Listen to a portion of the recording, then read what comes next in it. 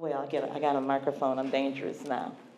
One of the things that I want to talk to you about first is kind of how did I get here? Why do I continue to study African American history?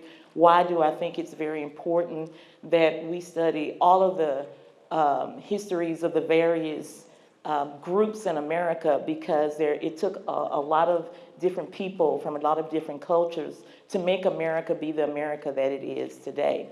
And so for me, I was kind of destined, I think, to be a historian because my grandparents raised me. And if you know anything about grandparents, they're old people.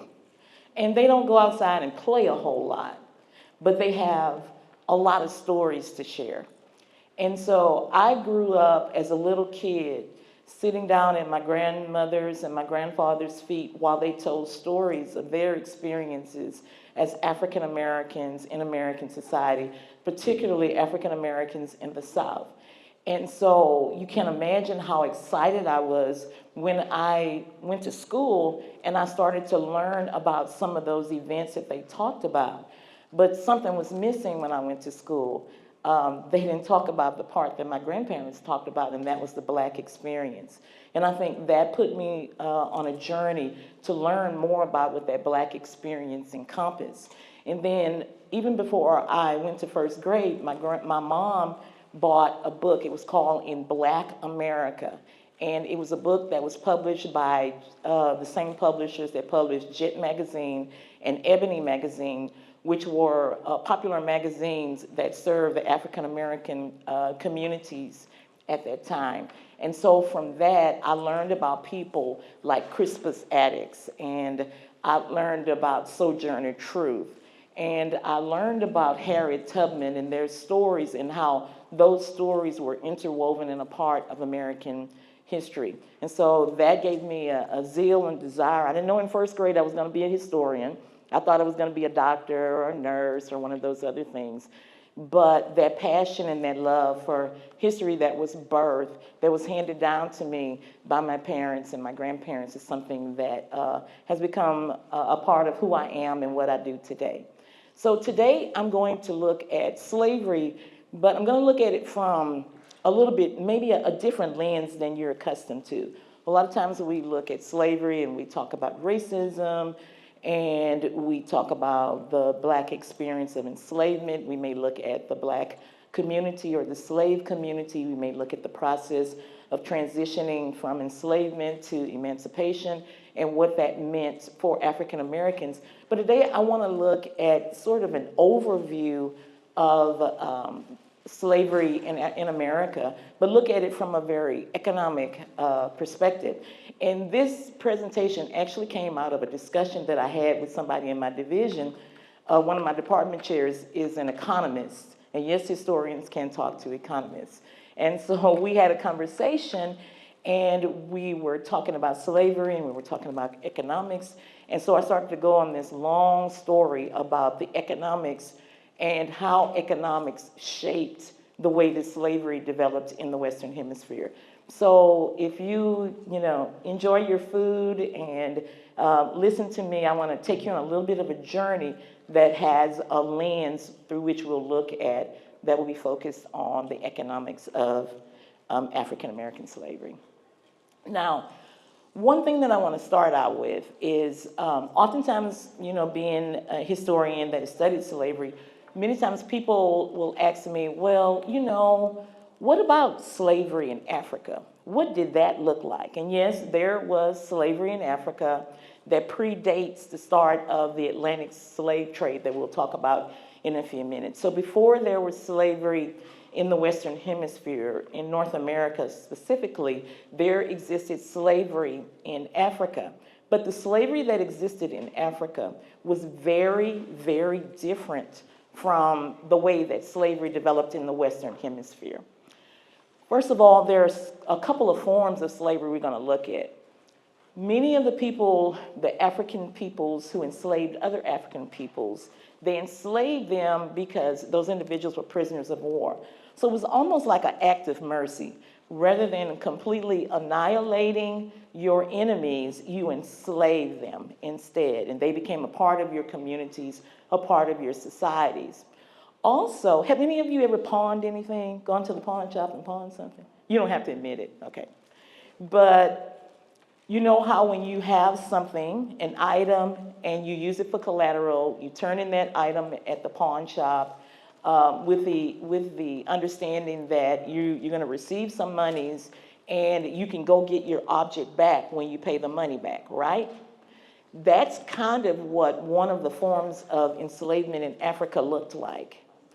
If you were an individual, even if you were someone who was the leader of a kinship group, and maybe you needed weapons, maybe you needed something in particular that you didn't have, that resource that you didn't have, you would maybe look at one or two or a few of your kinsmen, and you would deliver that person to that other kinship group and say, hey, I need spears, or I need this, or I need that, and I don't have those resources to make an exchange for that, but you hold on to probably be the youngest son or daughter or someone, you hold on to them, and when I'm able to repay, I'll come and retrieve them from enslavement, okay? Then there was punishment for a crime.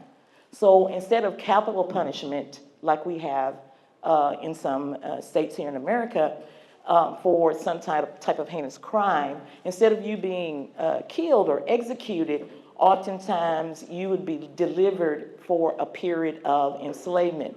Now, with all of these are forms of enslavement where you really don't have a lot of choice, but there's also a fourth kind of enslavement where you would actually choose to be enslaved. Now, that's a wild thought. There are a lot of things that I would choose to do, but I don't think I would choose to be enslaved. So in Africa, Africa is, you could see, a huge continent, a very land-rich continent. So as opposed to the Western world, Western Europe, where land was a prized commodity and was limited, in Africa there was an abounding amount of land there. So your wealth wasn't determined by how much land you owned, like in Western Europe. It was determined by how large was your kinship group. So it was the value of being connected to people that brought value to you and importance to you. So let's say you were in a village and maybe there was a war or there was an epidemic or some other catastrophe, and everybody was wiped out in your kinship group, and now you're alone. That was considered you were considered to be socially bankrupt and poor. You didn't want to be alone. You needed to, for you to have a place and a position in society, you needed to be a part of a kinship group. So oftentimes individuals would go and for a limited amount of time offer themselves to be enslaved, be a part of that group in order not to be alone. Now, one thing, if you don't remember anything about these forms of slavery that existed in Africa prior to the start of the Atlantic slave trade, one thing I want you to remember that is critical to understanding the huge difference between enslavement in Africa and the forms of slavery that will be established in the Western Hemisphere is the fact that in all of these forms of enslavement, there is a way out. There is a door of escape. You could do a service to the kinship group that you were a part of as an enslaved person, and you would escape. Let's say you had a particular skill that could earn you the opportunity to move up and out of enslavement. Let's say you were a young woman and you married one of the sons of the kinsman or the ruling body in that particular kinship group. That could give you an opportunity. Once you had children, that gave you an opportunity to escape enslavement and you could be freed. That is what is unique and very, very different about the form of slavery in the Western Hemisphere. There was very limited opportunity for you to escape enslavement. Once you were defined as a slave, once you were identified as a slave, that status was heritable. And that's just a fancy word to mean it's inherited. You had no choice. You had no opportunity to get out of it unless your slaveholder decided to emancipate you or free you or manumit you, or if you, by some stroke of genius and luck, were able to purchase your freedom. But for the most part, if you were enslaved in the Western Hemisphere, you would live as a slave, your children would live as slaves after you, and your children's children for future generations. So when we look at those experiences of slavery and we compare slavery with Africa, it was very, very, very different. All right. Now, when we look at the Atlantic slave trade, it develops over time, and with the Atlantic slave trade, it kind of begins pretty interestingly enough. And one of the reasons that I chose to look at slavery from this lens of economic activity and the interweaving of economics and the economic system when slavery came to birth and flourished between the 15th and the 19th centuries, when it officially ends in most places in the Western Hemisphere, is the fact that at its root, at its very beginning, slavery in the Atlantic world, as transatlantic slave trade, really began and was birthed because of economic activity. So if you see that area, let's see if I can put a thing on it. Can you see my arrow? Right there in where the Mediterranean Sea is, there was a commodity, a very important commodity, and a commodity that's going to shape the economies in the Atlantic world, and that commodity was sugar. Sugar was the gold of this time period and become very, very important as a cash crop, as a source of much, much wealth during this time period. And so sugar production was in that area in the Mediterranean, very warm area. And so the Portuguese, if you can see, you see that little green country on the Iberian Peninsula right there? That's Portugal. And so the Portuguese were very much so involved in exploration. They were looking for an all-water route to the Far East, because in the Far East were all of these exotic goods that you could purchase. Well, in the midst of all of their explorations, they discovered some islands right off the western coast of Africa in this area. And so what the Portuguese decided to do was to introduce sugar production there. And so when they started sugar production, if you know anything about producing sugar, it is what we call a labor-intensive type of work. Do you know what that means? Labor-intensive? What does that mean? I see some heads nodding. Hard work, the kind of work we in school to avoid.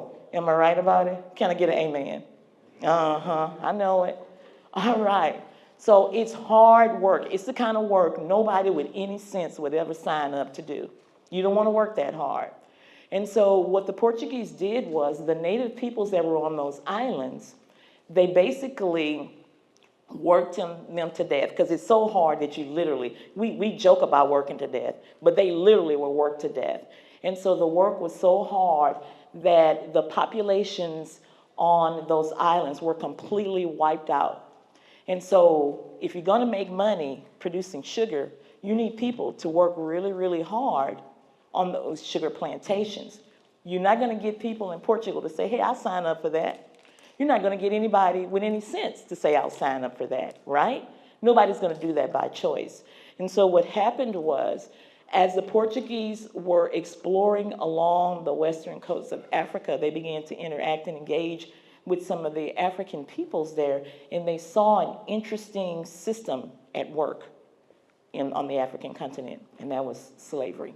And they say, this could work out for us. And so what they did was they borrowed slavery from the African continent, and they started to introduce and trade with some of those peoples on the west coast of Africa. And they began to replace the native or indigenous peoples on those islands with African enslavement, and so that African slaves, and so that happens in the very end of the 1500s, in the 1480s, and that is when we first get that first seed of what African enslavement could mean in terms of agricultural production, especially plantation type agricultural production, the hard labor that you and I would never sign up to do, and how that could mean economic prosperity. Because think about it. If you could get people, first of all, to work hard and to work hard for free, you can make a lot of money. And you can have a consistent labor supply, so that you can continue to produce sugar and meet the demands of the market. And so that's kind of the birth of this relationship between economics, economic development, and enslavement. And from the point that the Portuguese were the first to become involved in the slave trade and involved in actually using slaves for labor in a plantation style of production, then of course you're going to get copycats. So other countries started to copy that. And first the Portuguese were involved in this type of production, then the Spanish get involved in it, and then the Dutch. And the Dutch were like even though it's a relatively tiny country in Northern Europe, it was a country that was very, very expansionist, and a country that was very, very involved in economic development around the world. In fact, the Dutch were very involved in engaging in trade in the Far East, and dominated trade in the Far East for a good portion of this time in this early period of history. Okay, got any questions? I do answer questions while I'm talking. You're not interrupting me. So then we move a little further along. So we look at the 18th to the 19th centuries, and we see that, so we're looking at roughly the 1700s to the 1800s. And if you remember anything from your world history class, you know there's a lot of competition among the countries in Western Europe. A lot of wars that are going on. And one of the goals was to have dominance in trade, and also dominance of the seas, because it was seen as very important to your expansion and gaining of resources, both in the form of mineral wealth like gold and silver, but also for economic growth in terms of raw materials that could be extracted or taken out very, very cheaply. So England and France became involved and kind of took over where the Portuguese and the Dutch and the Spanish had kind of left off. And so what we see really happening in the time period from the start of the Atlantic slave trade all the way till its end in the 19th century is these European countries are kind of handing off dominance or preeminence or control of the slave trade. Why would they do that? Why would everybody be involved in the slave trade and want to hand it off? What was the whole point? What about it? What kind of economics? Money. There was money, there was wealth to be made. And so as soon as someone gained military dominance and could control the seas, they also obtained dominance of the slave trade, the Atlantic slave trade.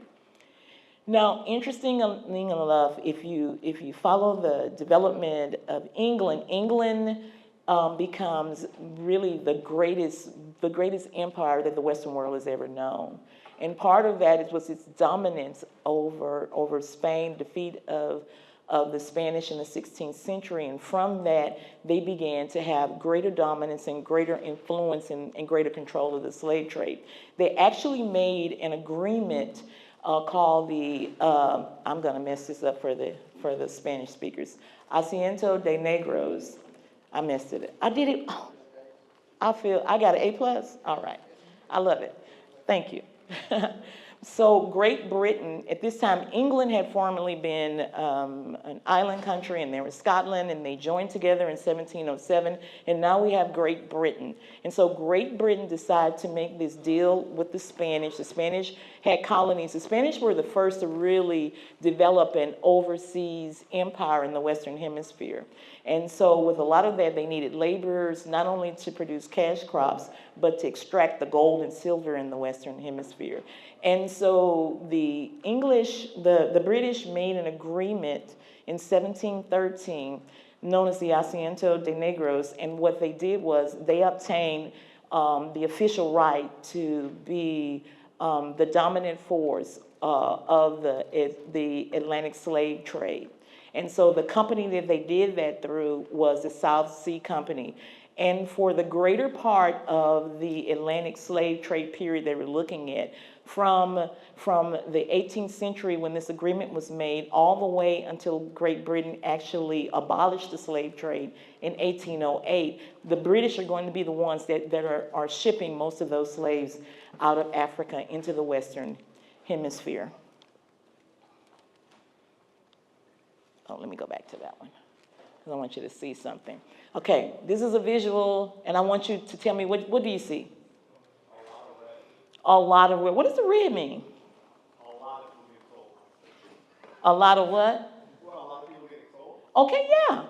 That's the right answer. Don't be laughing at him. He's being smart today. Okay? So what else did you notice about the lot of red, as you said it so eloquently? Most of the slaves are going west, but you said mostly. So what else is going on?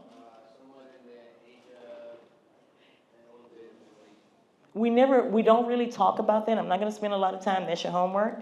But at the same time that the Atlantic slave trade was going on, there weren't just slaves that enslaved peoples from Africa that were put on ships and sent west. There's a significant number, maybe somewhere between around 6 million, that are going out of Africa into the Far East and into what today would be Saudi Arabia or the Middle East, and those parts north of Africa as well. So there are a lot of people leaving out of Africa. Yes, ma'am.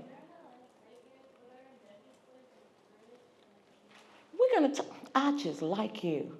We're going to talk about indentured servants and how indentured servitude and slavery, how they parallel one another, but in some ways we're very similar to one another. So she gets an A+ too, whoever her instructor is. All right, one of the things that I want you to notice about the breadth of those arrows coming out of Africa, that tells you the volume of individuals that were brought out as slaves. So that means that wherever the arrows are the thickest, that's where the larger proportion or population of slaves were coming out of Africa and going to places in the Western Hemisphere. So somebody said it before, what does that tell you from this visual representation? Where were most of the slaves going? South America, the Caribbean, and look at the line going to North America. It's a little skinny line.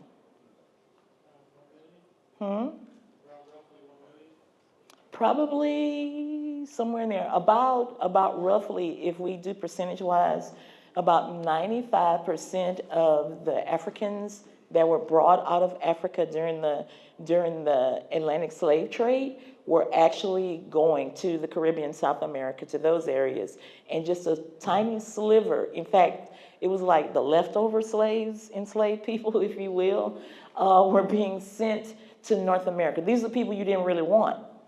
A lot of times they were kids, and they were women. Now, when we look at those areas in Central America, in the Caribbean, and in South America, and we see those thick lines, those are mostly young men. Why would there be such a huge demand for young men as opposed to women and children as we see sent to North America? You know what? You want them to work hard.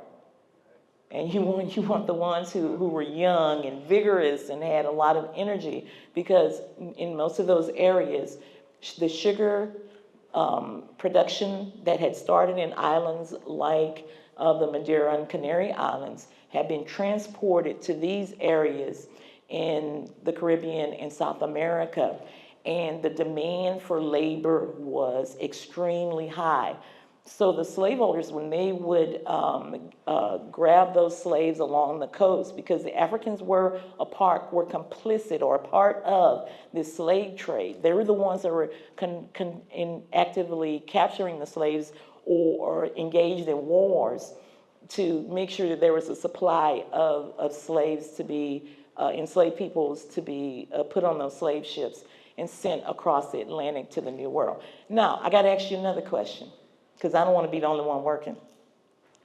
Why do you think Africans would be complicit or play a part in the Atlantic slave trade? I just love you. I like you too. Those are the two things. Think about it. These Africans were engaged in I'm gonna let you do my job next time. These Africans engaged in the slave trade, first of all, because this was an opportunity to get things that they couldn't produce themselves. A lot of steel, well, they actually could produce it, but that's a whole nother story about Africa. But a lot of cloth and products that they didn't produce themselves. But the big thing that they wanted were weapons. And this is going to be very transformative for Africa, because many of the countries that should have been dominant, would have been dominant, had formerly been dominant in Africa.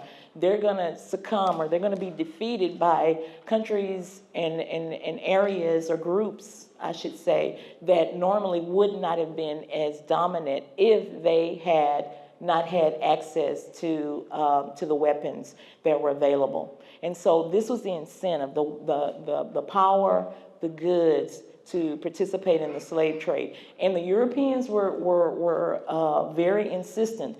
Even though there were products and crops that the Africans produced, the Europeans only wanted one commodity, and that was slaves, and that was people. All right. I got to go faster, but that was good. All right. So when we look at, we want to look a little bit more closer, because after all, this is about African American history and Black History Month. When we I went backwards, I'm sorry. When we look at the slave trade, again, Great Britain is dominating the slave trade by the start of the 17th century or the early 1600s. They've dominated Spain, and so this opens the door for England to become a lot more involved in colonizing in the New World. Now, they didn't just colonize in the New World just because they want a new vacation site. They didn't colonize in the New World just because they wanted to expand and live somewhere new. It was all about making money. It was all about acquiring wealth. And so they had hoped that they would be like the Spanish and find silver and gold in the ways that the Spanish had found silver and gold. And they actually were looking for silver and gold, but they didn't find any. Instead, these English or British colonists became involved in some cash crops of their own. Now, in the North American colonies, other than in what becomes Louisiana, which happened to at that time have been controlled by Spain, there was not an opportunity to produce a cash crop like sugar because it wasn't warm enough. Ultimately, in what becomes the southern colonies, I'm gonna go to the next one. In the southern colonies, what we'll see is that the first African Americans will be introduced in 1619 in Jamestown in Virginia. And really, that becomes the birth of enslavement in the North American colonies. And it's primarily because in North America, it was colder, you couldn't do sugar production, and it took a while for the British to find some type of plantation-type agricultural production that required a lot of laborers, that was labor-intensive. And so that happens with, which crop do you think it was? Not cotton, not yet, but you're warm. Who said tobacco? Tobacco.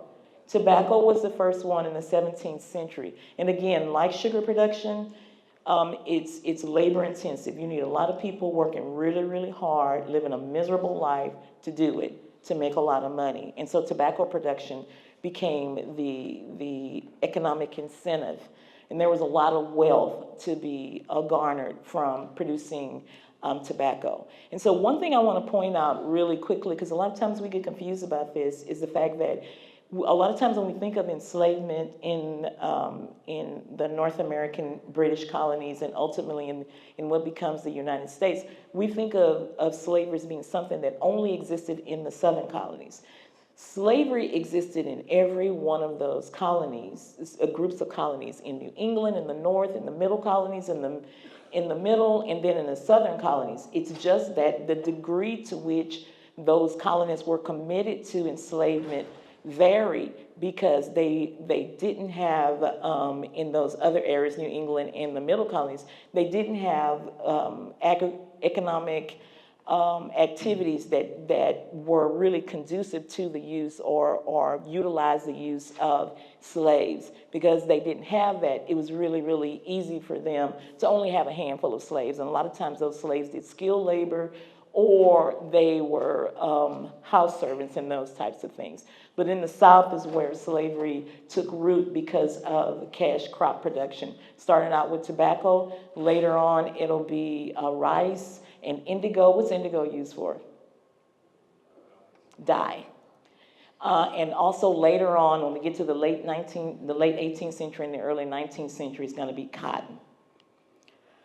Okay, so one of the things with the economics of slavery that was kind of concerning was the fact that when we get to the American Revolutionary War era, in the 1760s all the way to 1781 when the war ends, is we as a nation, we embrace these Republican political ideologies that all men are created equal, that we all are endowed with certain inalienable rights.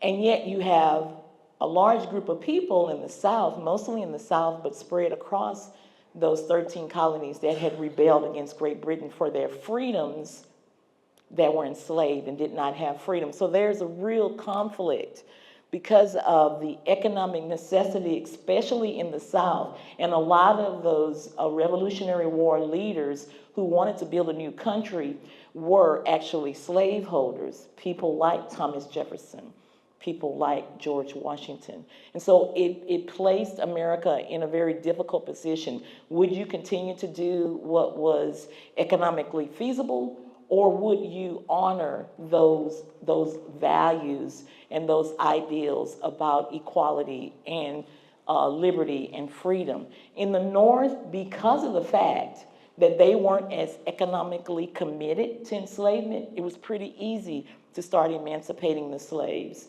that were there. And so that's what we see. But in the South, because the economy was so interwoven and so dependent on enslavement, even though slavery went against everything that was a part of the ideologies that were at the root or the foundation of the Revolutionary War era, this nation and its national leaders, particularly those in the South who played a dominant role in the early birth of this nation, continued to embrace slavery, even though it seemed to be against what they believed. One other thing that divides the country, and I got like 3 minutes, was the fact that not only was the lack of a true commitment to enslavement in the North going to place the South, the North and the South as two different sections at odds against themselves, but also in the North, starting in the end of the 18th century, the North started to industrialize. The South became very, very committed and remained committed to its use of slave labor, because after all, they were making a lot of money at this time. And so a lot of that money, I'm gonna go to the next slide real quick, had to do with this. Anybody know what that is? It's a cotton gin. Before 1793, when the cotton gin was introduced, it was actually not economically feasible to produce cotton in the South because of all the little seeds in the cotton. It would have taken millions upon millions of slaves for the Southerners to make a profit from it. But the cotton gin was a piece of machinery that made it possible to separate the cotton fibers from the cotton, and all of a sudden cotton became king in the South because there was a lot of money to be made. And from the 1790s, when cotton is introduced, then we start to see a real shift. More and more people wanted to abandon other forms of plantation production to embrace cotton production, which means that slavery became even more important to the economy in the South, and it became more firmly embedded in the South. Because of the differences between, and part of it is the economic development of this nation between the North and the South and the other sections of the country. One of the things is those tensions about where slavery would exist, whether it would spread into the West where people were moving along the Pacific coast, became a source of political division in this country. And because the Southerners, their livelihoods were so interwoven in enslavement, they were not willing to lay down that form of agricultural production. And as a consequence, in 1861, 11 states began the process of seceding or separating from the United States, and the Civil War will happen. So the Civil War was about a lot of things, people say, but one of the main thing that the Civil War was about, it was about slavery, and it was definitely about the economic development in this nation and what that economic development would look like. Of course, the war would end in 1865, and it would become a unified nation again. But part of what happens after the Civil War ends is slavery is ended, and the United States began to become more unified economically into a nation that is embracing industrialization, into a nation that's moving away from relying economically on agricultural production. And so it paves the way for this nation to become more economically uniform and more of the America that we see today. But a lot of that was birthed out of the economic importance and value of slavery. And that's it.